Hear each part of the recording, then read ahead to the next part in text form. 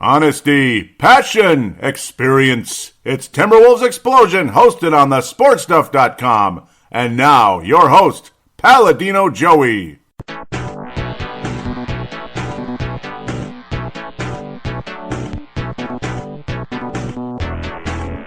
Hello again, Timberwolves fans. Are you ready for the explosion of Timberwolves basketball? I am your host, Paladino Joey, or Joey Awajan. Timberwolves Explosion is available on the sportstuff.com, iTunes, Stitcher, and Double Twist. Hey, it's Friday morning, back here recording Timberwolves Explosion once again for you today. Thank you for joining. Really appreciate it. And, well, Timberwolves, I expected a 3-1 week, hoping for even better. I don't know. Boy, going to Atlanta is a nightmare. It just is, and that was an awful game in a lot of ways, even though the Wolves easily could have won the game if not for the former Hawks point guard. I don't even want to say his name after watching that game. And this whole week, let's just say there's a very easy Johnny Flynn memorial for this week. Most of you locally know who that is, or those of you even overseas that have been paying attention, of course, very closely to this team. Those of you that are more casual might not know right out of the gate, but Lord, boy, I think you know who that is. The Alpha Wolf, well, little competition between the stars of the team. We'll talk about that in a bit. 4 games to review, 2 games to preview. Split week this week, 2-2. So let's get to it. Yes, it was a split. A split that was a lot like a word that rhymes, a split in Atlanta. That was, yes, the Wolves only lost by 5 points in that game and only 5 points to Toronto, but there was a lot of moments in those games that just had you want to throwing bricks. You know, you wanted to throw bricks. But let's talk about the positive game first. January the 27th, Saturday. I almost said Friday. Saturday. 111-97 win over the Brooklyn Nets, wearing those beautiful Northern Lights jerseys. That's what we should call them, the Northern Lights jerseys, because that's the whole point of the color there. Beautiful stuff. Jimmy Butler's back, and he did a good job. 21 points and all that. Fun game to watch. Butler looked solid. I thought Towns was excellent most of the night. Another double-double, 43rd of the season, which leads the league, 19 rebounds in the game. Wiggins was solid. Not great, but solid. It was just an overall fun game and a pleasure to have Jimmy Butler back. Butler getting to the line, doing what he does. Nobody shot particularly well in this game except Taj Gibson, I would say. Obviously, Tyus Jones was good off the bench. Of course, a very strong game for him because of a certain other guy. Just, let's get started. Let's say his name, Jeff Teague. 0.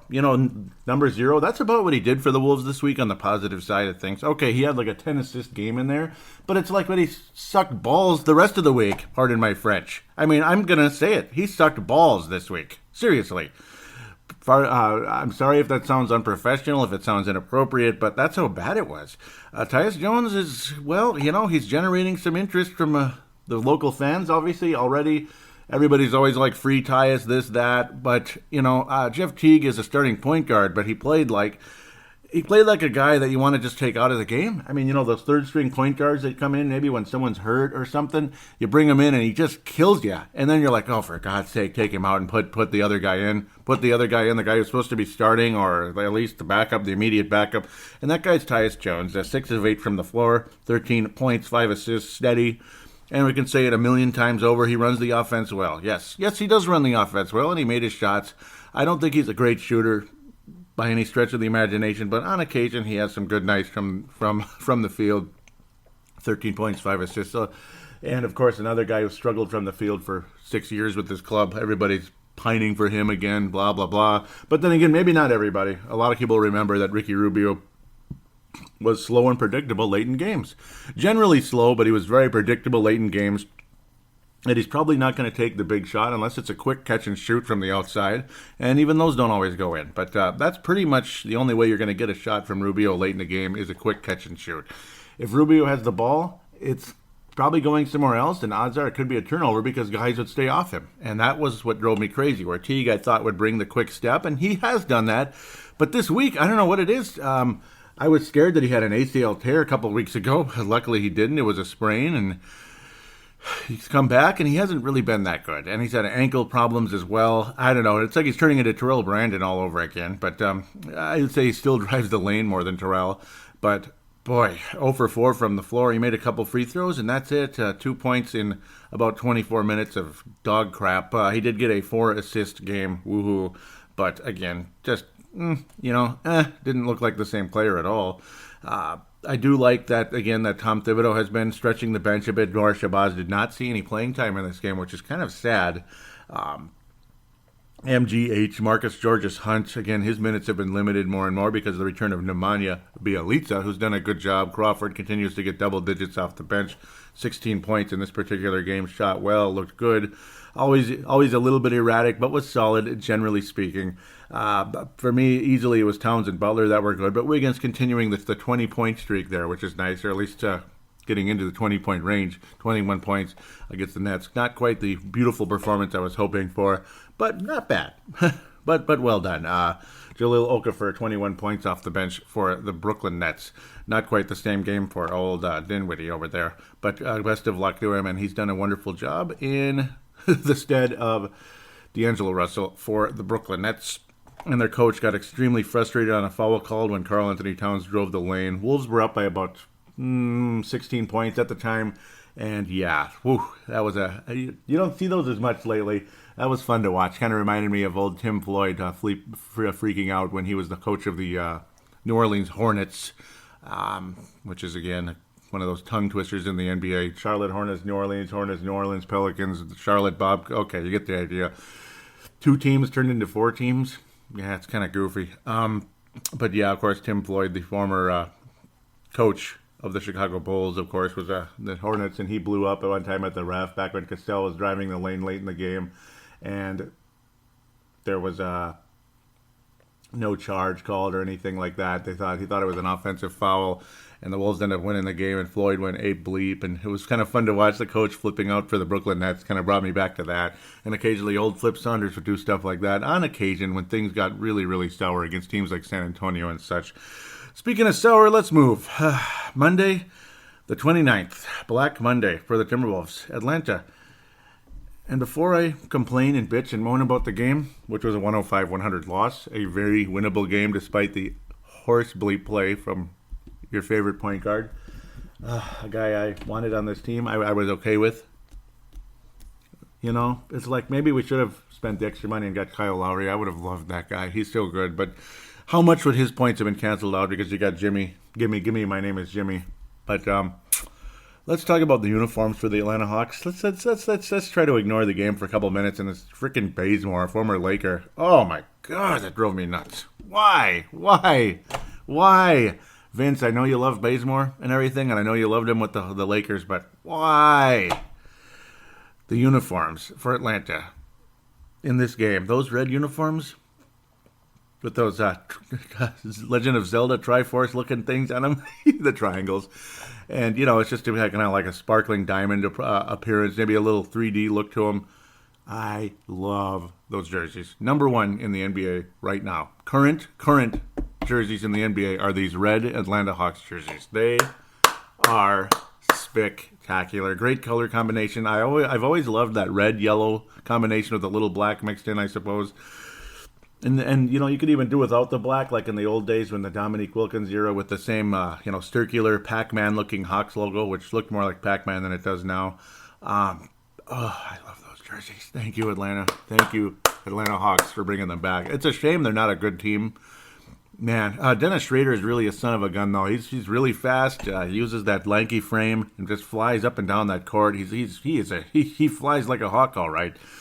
He is really something out there, fun to watch. I thought Karl Anthony Towns injured his knee at first when Schrader was crashing to the basket after, he's attacking the basket, getting a layup, was crashing to the floor.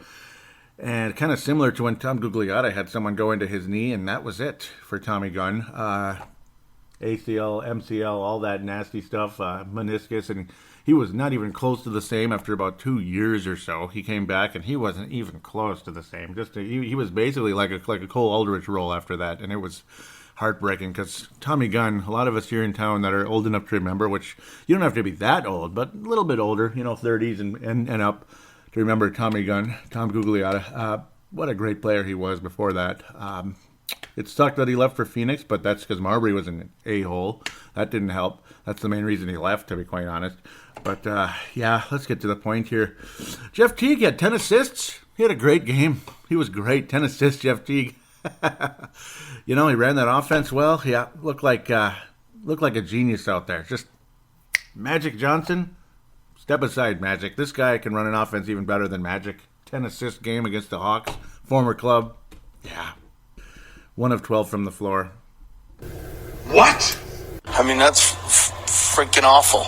And that doesn't even begin to describe the vile horrors that Timberwolves fans witnessed on this particular night. Black Monday, the 29th of January, 2018. Jeff Teague. In a game that wasn't going the Wolves' way so well, but the Hawks, they're getting and ones, and Bazemore's hitting threes, and he's coming up from behind, blocking Jeff Teague in multiple occasions. And then the time where Jeff Teague wasn't going up for a block, he basically stops, and the ball bounces off the rim. It went up a little bit too strong because his momentum slowed down too much, and he let go of the ball too hard, or whatever the heck it was. He looked like a third grader attempting a layup. He looked like a third grader with an injured wrist on that layup. I mean, really, man? Jeff, please. Jeff Teague, what happened here, man? And he's got the most bizarre attitude at times, too. I remember when Marnie Gellner was interviewing him at the half. What the heck did he... I didn't even hear what he said. It was weird. It was almost like you could turn it into, just leave me alone. I don't want to talk to you. That's basically what it was, without saying. It was bullcrap.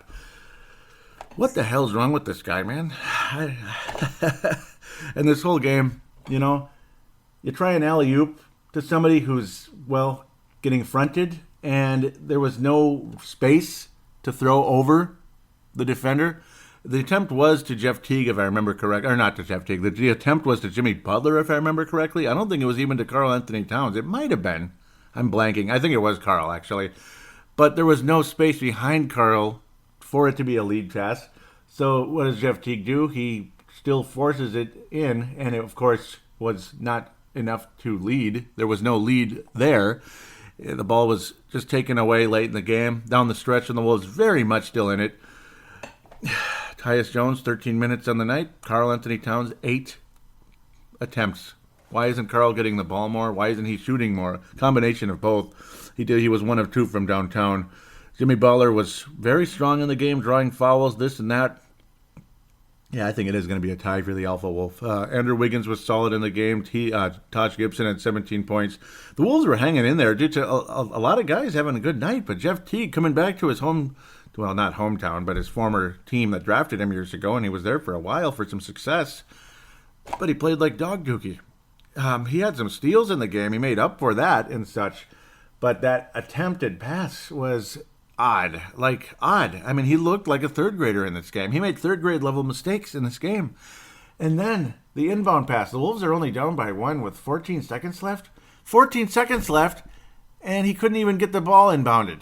Guys recovered, sure, but I mean, you still could have gotten something, hopefully. And why is he inbounding the ball anyway in that situation? You know what I mean?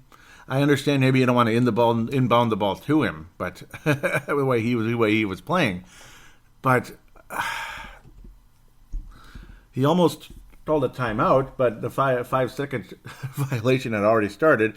There were no timeouts remaining either. So it was like Chris Webber on crack, Chris Webber on something. I don't know what that was with the whole calling a timeout with no timeouts remaining. But generally speaking, that couple of plays defied the game for Jeff Teague. I mean, he got blocked from behind twice. Kent Bazemore came up for him from behind LeBron James style, though I don't think it was quite as exciting as the LeBron James block on that I talked about even just last week. Andre Iguodala. Great play by Bazemore. I mean, I'll give him credit, but God, little coverage around the perimeter would have been helpful too in the game. Bazemore 4 of 8 from downtown. Somebody put a body on that guy maybe. Dwayne Dedman,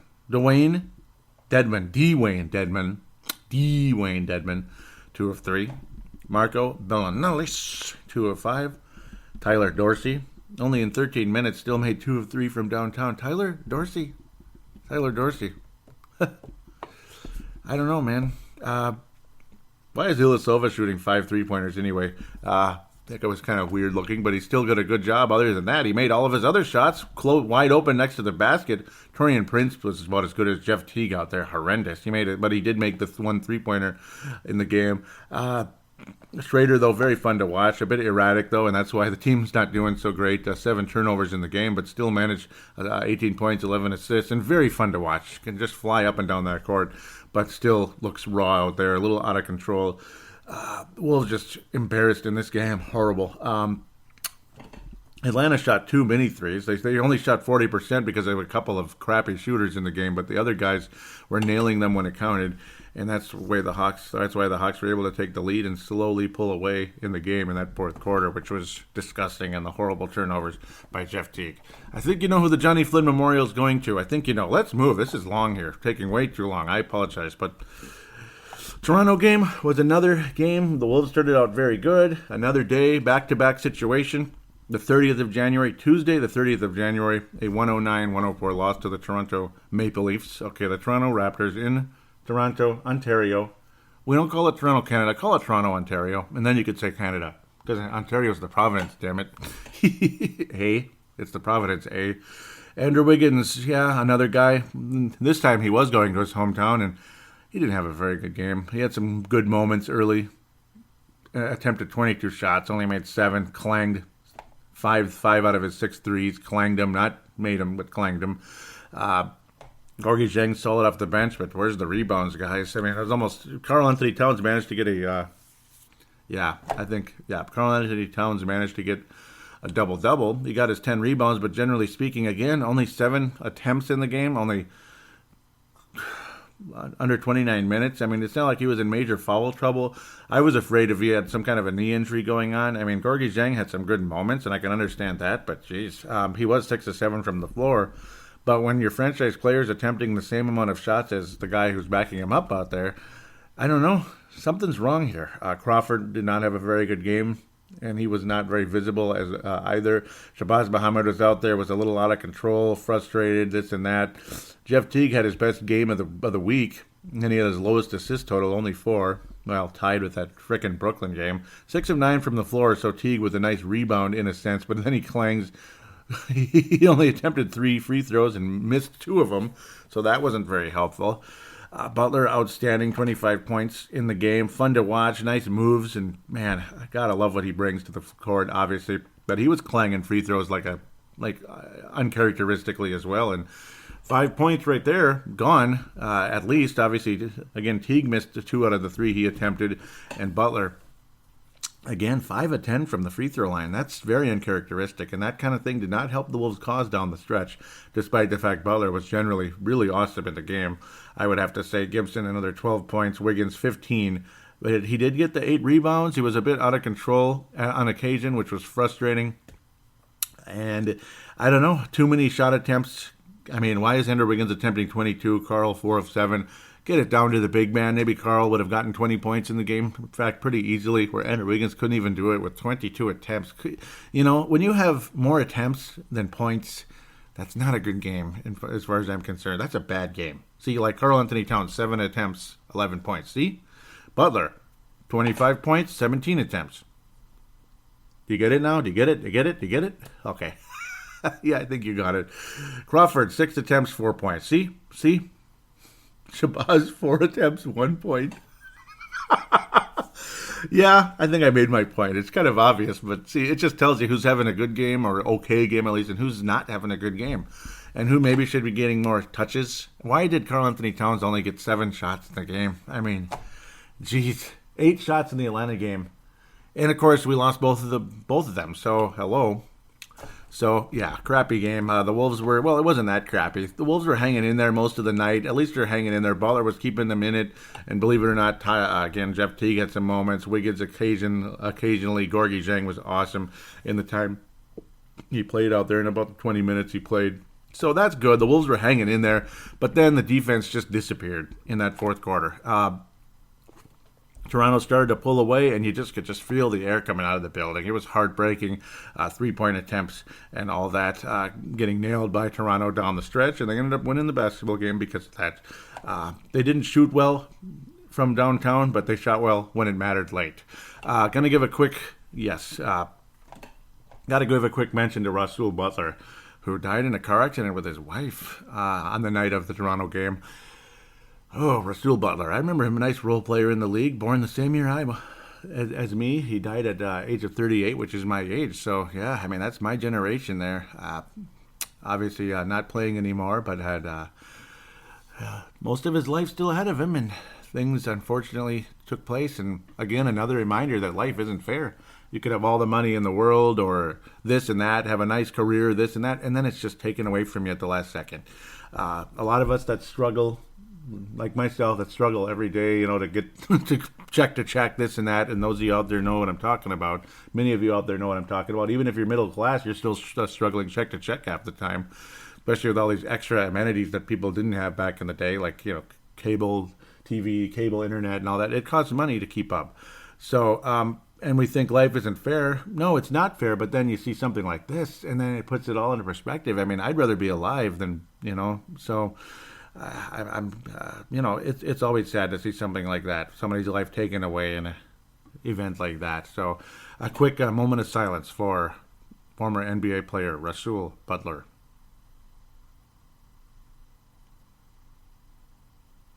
God bless Russell Butler and his family. So, yeah, let's transition to the Milwaukee Bucks game, which was much more positive for the Timberwolves down the stretch, and the debut of what they call the city jerseys. The idea, the gray, it's kind of boring, and it looks like they took a black and white picture and posted like a black and white picture of a Timberwolves jersey, and now that's the jersey. But there's a little bit of that, little graphics on the side and such. It's okay. City jersey. In a lot of ways, I think it's Wolves jersey, as in a real wolf. Because what color is the average wolf? Now, some are a little bit brown or orangish, like coyotes and such. Coyotes are basically cousins to wolves, and they're a little smaller, this and that. But generally, wolves are that gray color, right? Gray. Like kind of a gray that kind of almost silverish, like a silver fox. Yep, a silver fox. They're not bad. They're not my favorite jerseys. I like those Northern Light jerseys. They kick ass. And, of course, even the dark blue ones. The weakest ones are probably the white ones. And I'm almost getting the vibe you're going to see those less and less unless there's a required number of times they need to be worn. But it sounds like there is no requirement of any kind. Obviously, a lot of people make fun of the white ones. So they look like sailor jerseys or something. They look like they're sailors like Donald Duck, All they're missing is that cute little hat. They look like Donald Duck, back in the old days wearing the sailor outfit. Seaman Duck. Yep. So, yeah. But, okay, welcome on board city jerseys. They're okay. They're okay. Again, not my favorite, but they could be a lot worse. And in a lot of ways, when it says Wolves on the jerseys, and, it's like you look at the color, and then you see the name Wolves, and it's like, oh, I get it. They actually look like wolves now. Those are real Wolves colors. Wolves aren't blue or white or black. They're gray, right? So, okay, let's go. Fun game for the Wolves. The Wolves took the lead and enjoyed it most of the night, and they hung on the whole time. The second quarter was defining. 37 points in that second quarter. The Wolves took a nice commanding lead. Milwaukee kind of hung in there for a little while in the third quarter, but not really. And the Wolves just paralleled them the rest of the way. It was like a 15 to 20-point game pretty much most of the night after that second quarter, as things changed dramatically at that point. Lots of stars in the building, and I don't care. All I care about is the Wolves won. I don't care who was at the game, other than Bill Belichick, which I do hope wins the Super Bowl again. Go ahead and get your sixth ring, and congratulations. And if he goes off in the sunset, that's his choice. He'll be missed greatly if he does, but if he doesn't, hey, seven heaven maybe, eh? That's my second favorite football team behind our Minnesota Vikings. Check out the Purple Mafia podcast, if you could. But, yes, go Patriots this weekend coming up here in town. I don't care what stars are in the building. I care that the Wolves won the game. Karl Anthony Towns, nice double-double once again. 24 and 11, 44th double-double on the season. Jimmy Butler making it look easy time and time again with just some awesome moves. Fun to watch, drawing fouls, this and that. 10 of 11 from the floor. This is the Jimmy Butler we know. This is the Jimmy Butler who dons an alpha wolf. He was absolutely awesome. He was the true alpha wolf in this game, without a doubt. 28 points from the floor again. 8 of 15. See there again. There it is. 15 field goal attempts, 28 points. Andrew Wiggins, where was he? 10 field goal attempts, 7 points. Andrew Wiggins dropping off, and he's an honorable mention for that Johnny Flynn Memorial. But again, we know where that's going. Teague still, the number's not that bad, but he looks like a backup out there, man. He's just a backup. I mean, and he had some inconsistent turnovers. Pardon me. He had some consistent turnovers, some unforced errors is what I should say. He doesn't look like the same guy. Obviously, he's better than this, but he looked like a backup most of this week. A backup at best. Maybe even like, D-League level. I mean, he was, or G-League now they call it. He was pretty awful the entire week. Fun night, though. Karl Anthony Towns, Jimmy Butler making it look easy. Field goal attempts for Karl. 13 points, 24. Again, there it is. Did I say it again? Yes, I'm repeating myself, but there's an obvious point to be made here. It's pretty obvious. Even Taj Gibson, only 7. Oh, okay, enough. 7 attempts, 9 points. Got it. It's just, it is what it is, It is what it is. Jimmy Butler made it look easy, made it look fun. The Greek freak, Giannis, had a fun, he was fun to watch. Definitely not a full-on Giannis type of game. He had some turnovers. Him and Chris Middleton combined for 10 turnovers in the game. That's incredible. But they also had about 40 points combined, which, again, still not that good when it comes to Giannis, the Greek freak. Only 17 points in the game. He struggled from the floor. Tony Snell was awful. He couldn't make anything, and that was helpful as well. Nice to see Thon Maker get some action out there, but, again, didn't get a whole lot of touches. Sean Kilpatrick hit a big three, which kind of put the Bucks semi in the game for a little while, but then the Wolves hung on and pulled away, and that was kind of all she wrote. Obviously, no more Jason Kidd for the Milwaukee Bucks, and we'll see what direction they go. A lot of people like the interim coach there in Milwaukee, so we'll see how things continue to develop there. Alpha Wolf Award for this week, I'm going to give it to Jimmy. I was going to give it to Karl, but I think Jimmy took it. He stole it, and Karl will get the honorable mention. The Johnny Flynn Memorial is a thunderous slam dunk for something that Jeff Teague wasn't doing at all this week. He was blowing layups like a third grader, literally like a third grader out there. And a bad player, a bad third grader. Not a good player who was in third grade, a terrible one. Jeff Teague, a thundering Johnny Flynn Memorial, and then a slight silver lining Johnny Flynn Memorial for Andrew Wiggins. It wasn't that bad, but again, did not have a good week, generally speaking. Andrew's definitely more capable of this, capable of better than that. It's not ripping Andrew Wiggins, it's just knowing he's better. That's all. That's all it is. I know you're better. If Mitchell Wiggins just happens to be listening, why not, father of Andrew, I'm not ripping him. I love Andrew Wiggins an awful lot. And when Andrew Wiggins plays well, it is a joy to watch. And that's why I was bringing Jimmy Butler's quotes in the Star Tribune to the show last week. Audio quotes from from Jimmy Butler. That was a joy to listen to as well from Jerry Zagota in the Star Tribune. So let's wrap things up. Let's move on. We got 2 games to preview, which is a lot less, to be quite honest. And I want to mention that Joe Prunty is the head coach of the Milwaukee Bucks. I wanted to mention him really quick. He might have he might have some staying power in there in Milwaukee. He's got some pedigree in his career, so I just wanted to mention that name before I step aside here for segment number 2. So I guess segment 1 being a couple minutes long, about maybe 4 minutes longer than normal, is okay. It's obviously only 2 games to preview in segment number 2, and it's not even All-Star Weekend. It's just a little lighter schedule. Then you get 4 games the next week, and extremely light the next week, because it's a big, gigantic bye week, you could say, as we head into the All-Star break with 2 All-Stars. Jeff Teague, you're fired!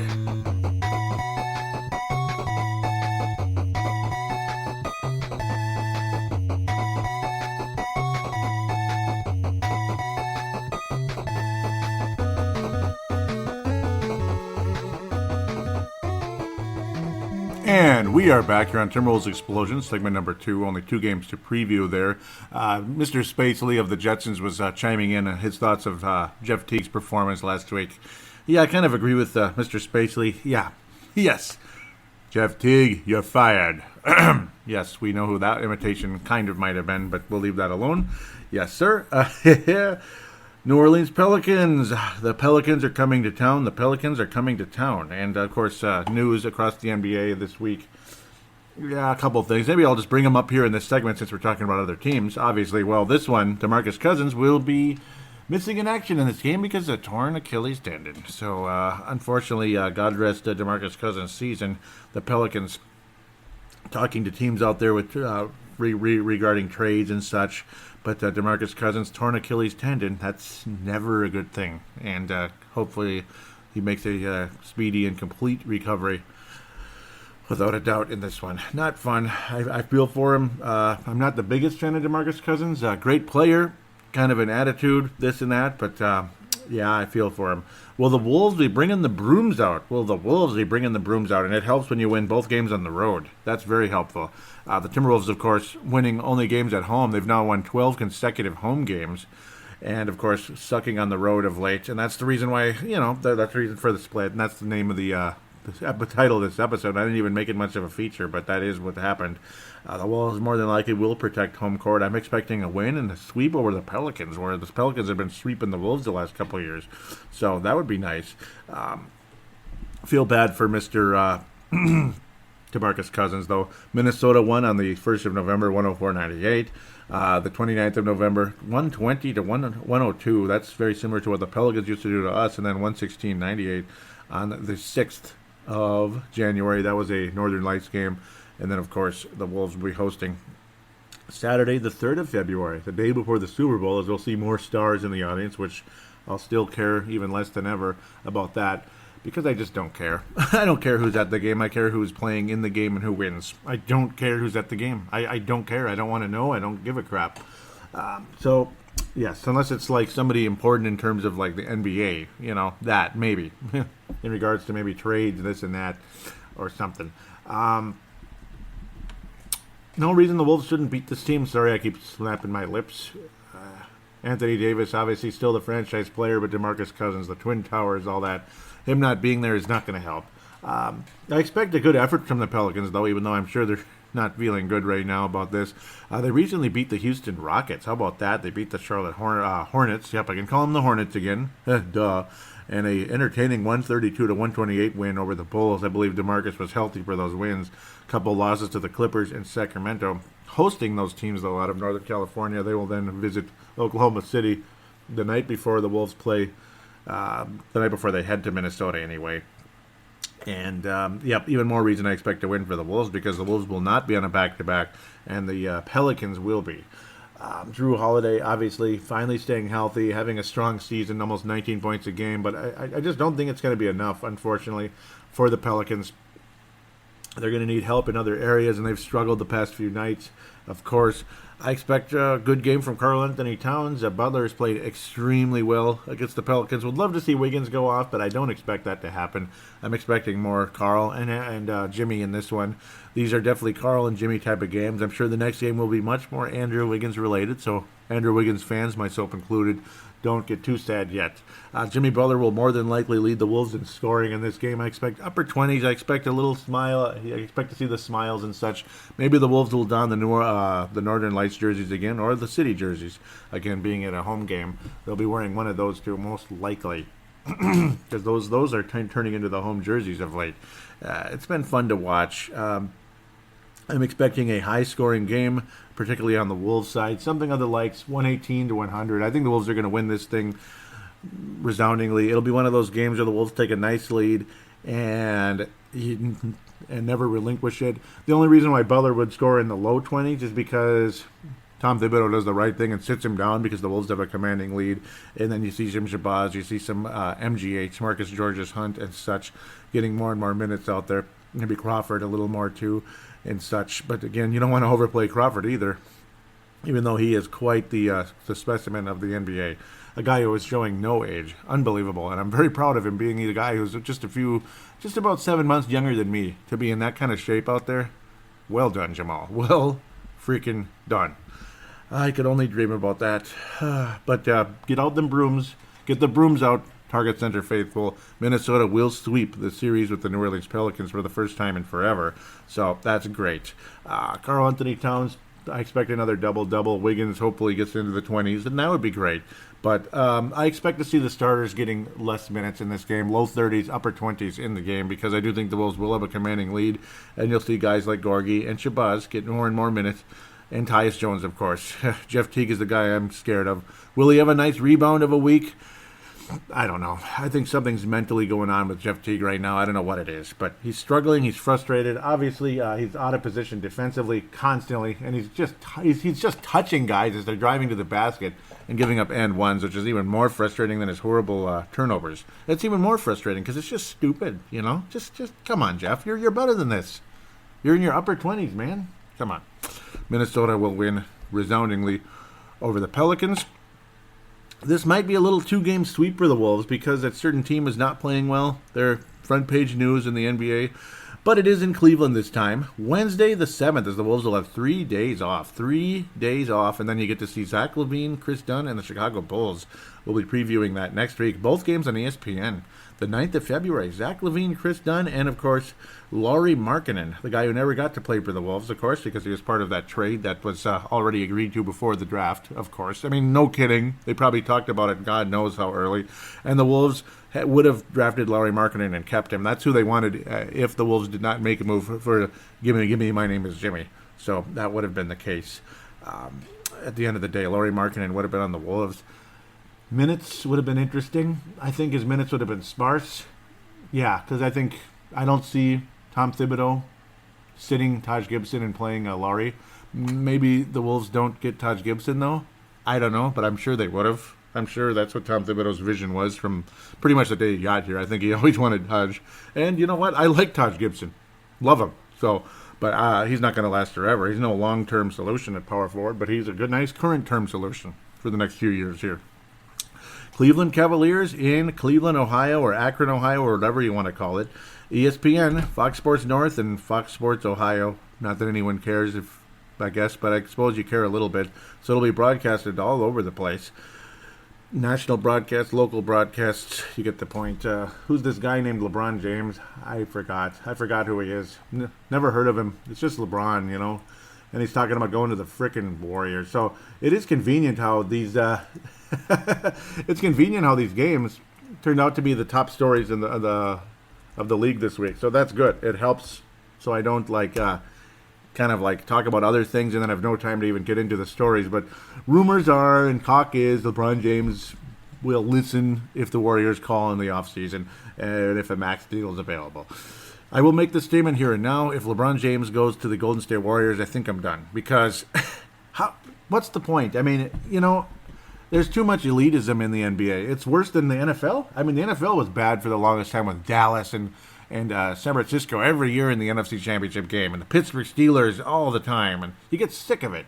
And, of course, you got that with the Patriots, too, but then they kind of disappeared for 8-9 years, or was it even 10? It was a long time since they had won. It was 10 years. The 2004 season to the 2014 season, that's 10 years before they won a championship. Now, they got to 2 Super Bowls that ran into the New York Giants both times, who had an inferior record, but were very prepared to play those games. But in the NBA, it's like a select few ever win anything, and it's really annoying, And if the Warriors become this all-seeing Illuminati-type NBA team, which is pretty much what they already are, frickin' A, it's going to be hard to watch anymore. I don't want to see them above all that, like just dominating everybody else. And I certainly do not support any Illuminati, that's for damn sure. And that's another reason why I wouldn't watch. Yeah, little symbolism going on among players that we don't want to see too much. Cleveland is imploding. They stink. They're still in first place in their division. Indiana Pacers are 2 games behind the Cleveland Cavaliers. The Milwaukee Bucks, who just recently fired Jason Kidd, are only 3 games behind the Cleveland Cavaliers. Wow. The Cavs, for their fortune, have won 3 out of their last 5, if you can believe that. They beat the Heat recently by 2 points, just barely. A low-scoring 91-89 game.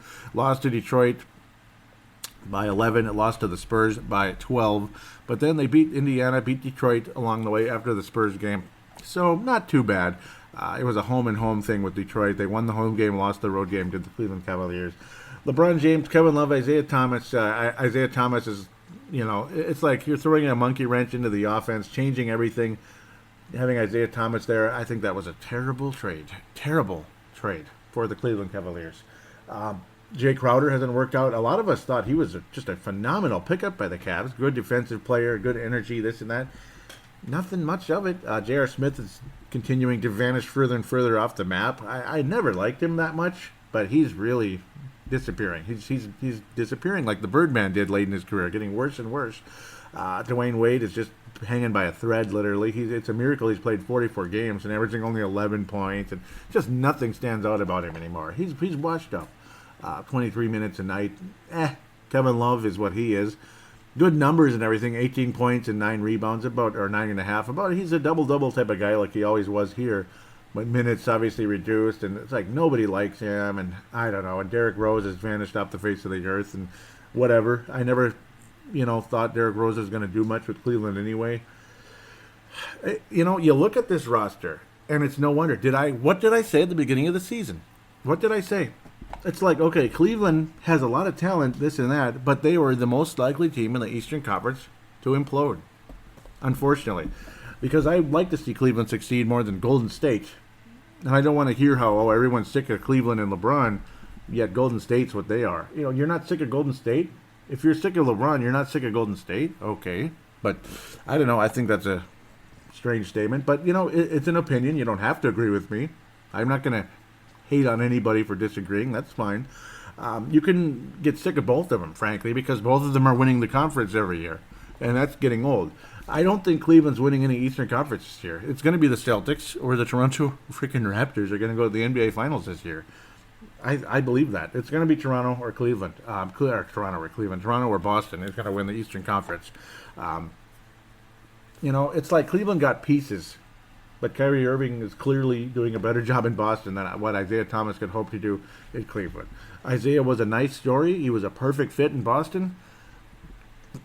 But they upgraded. And, you feel bad for Isaiah Thomas and all this. He's getting thrown in, and he's probably like the scapegoat, this whole situation. Like, he's not a good fit for Cleveland, and they're stuck in hardcore.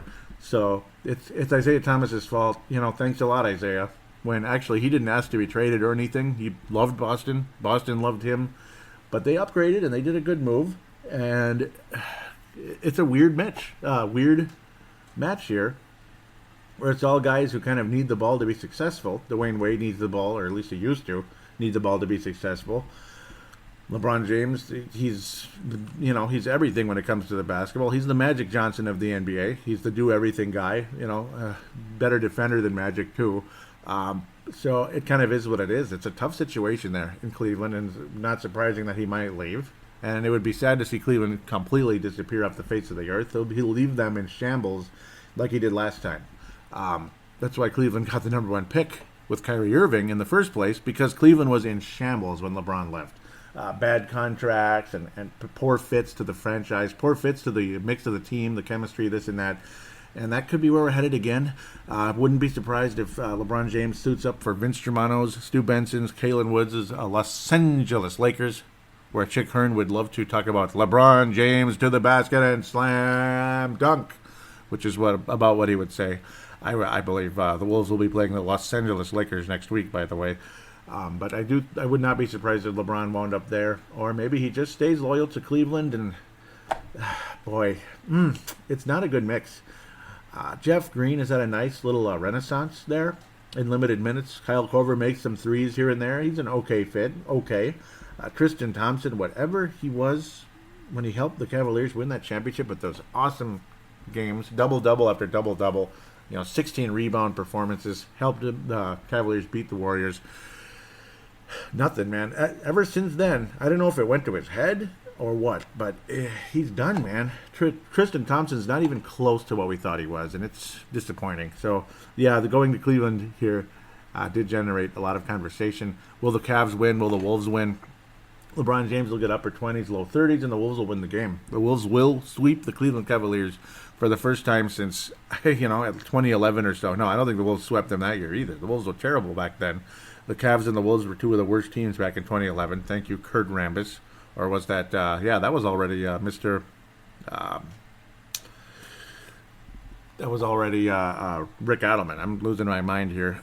Too much in my head going back and forth, swirling all around. But I do think the Wolves will sweep the Cavaliers this year. The chemistry of that team is falling down. I wouldn't be surprised if they're on the road in the first round of the playoffs. They're in the first place in their division right now. Maybe they'll get it together and hang on enough because Indiana and Milwaukee aren't huge threats at the end of the day. But we'll see. We'll see. If they can get it together enough to win the division, good for them. But, they'll have some home court. But after that, they're going to have a hell of a time winning the Eastern Conference. And they will not win the East this year at the end of the day, in my humble opinion. Cleveland will not win the East. Will not, unfortunately. It's going to be probably Warriors and Celtics in the finals. And unfortunately, we kind of have an idea how that's heading. Wolves will win the ball game, though. It'll be something of the likes of, it might be like 98 to like 94, something like that. Wiggins will have low 30s, upper 20s. Jimmy Butler will have a nice mano-a-mano type of game with LeBron as well, and it'll be entertaining to watch. The Wolves will win by 4 in Cleveland, in my humble opinion. With that, we'll wrap up this segment, head to segment number 2, fan interaction.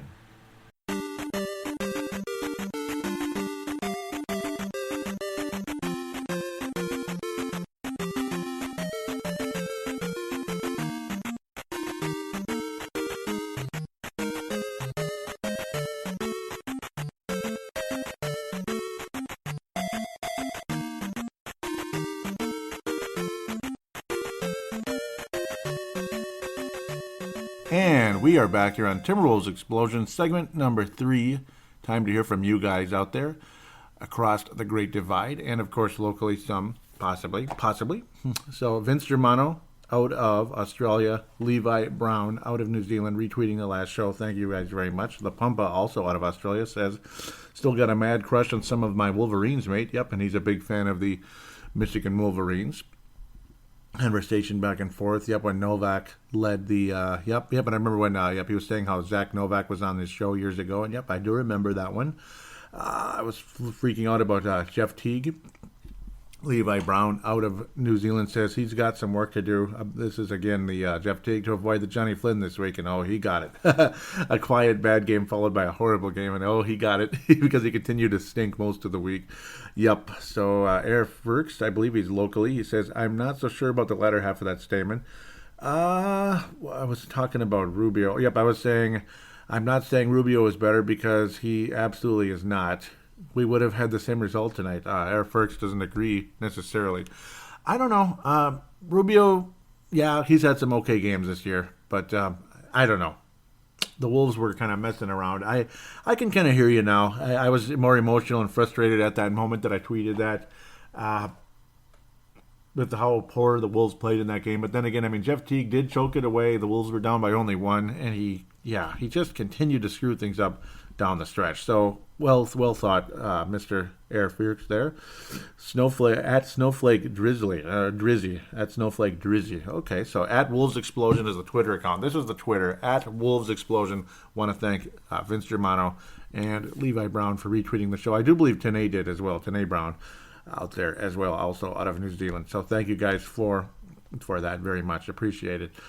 Big time. I'm going to give a quick shout out to, if humanly possible, give a quick shout out to the Flips Army Facebook page as we head over to Facebook now. Flips Army Facebook page, in-game threads, during the week shows and all that, or conversation with news and such, or just random posts. Fun place to go. I encourage all Timberwolves Explosion listeners to head to that Facebook page and join it. I also encourage you to please join the Timberwolves Explosion Facebook page. Facebook.com/Timberwolves Explosion. Facebook.com/Timberwolves Explosion. The Facebook and Twitter will be in the show description for you to go to. So please do look it up and join. I appreciate it in advance. I was talking about Blake Griffin. This is the other NBA news this week. Blake Griffin was traded to the Detroit Pistons, according to Wojnarowski at the time. Very interesting trade. Unexpected. I mean, you figured Blake Griffin is going to get traded one of these days to like Boston or something. There were all kinds of rumors. You could go here, there. Even the Cleveland Cavaliers, there was rumors about that. Even Minnesota for a second there.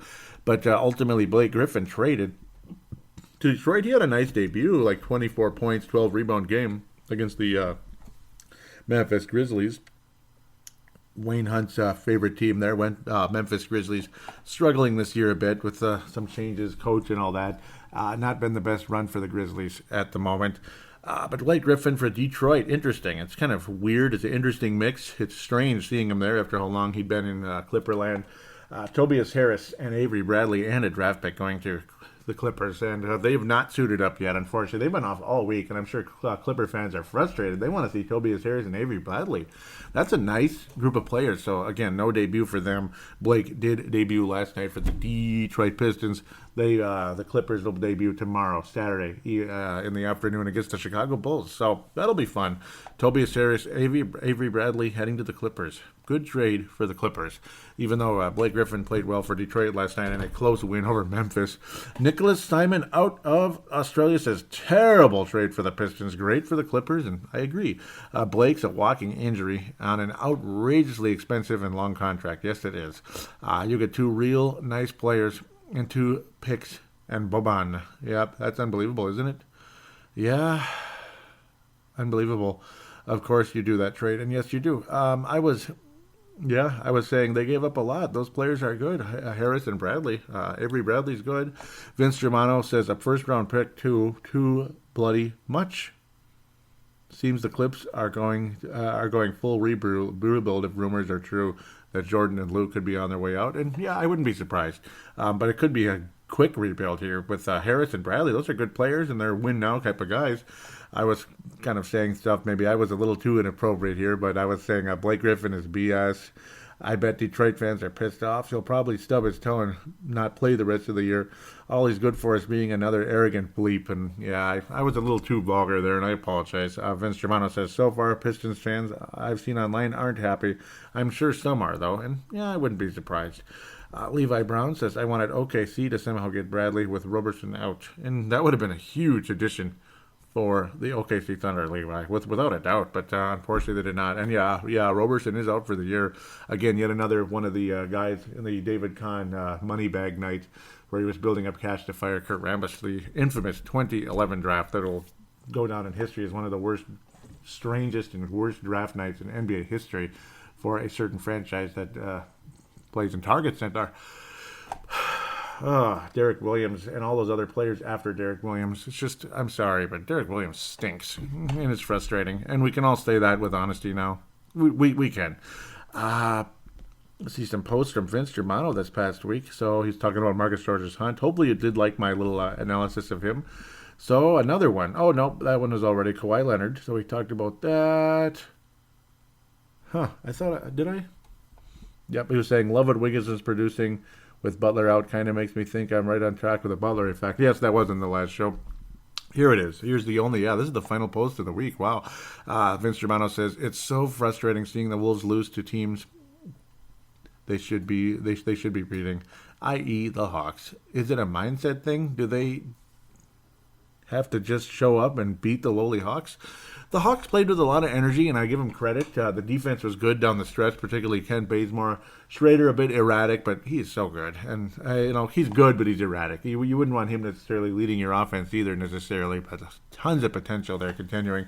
Tanae Brown chimes in. He says, biggest problem I saw was Cat had only 8 shots. No one on the Hawks was stopping him. Exactly. Why didn't he get the ball? And, Jeff Teague, it's like he couldn't even get the ball to him half the time.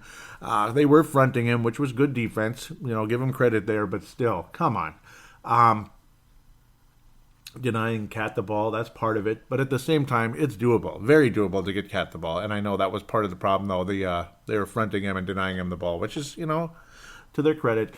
But Cat could have easily had 12 or more shots in the game, as long as they're not just launching threes. Kalen Woods, also out of Australia, says, yep, especially when coding the multi. Lost by 1 leg when that should have been a gimme. Yeah, that was terrible. Easy layups and such. That was just stupid, It should have been a gimme. Easy layups missed by Jeff Teague. Just one of those layups.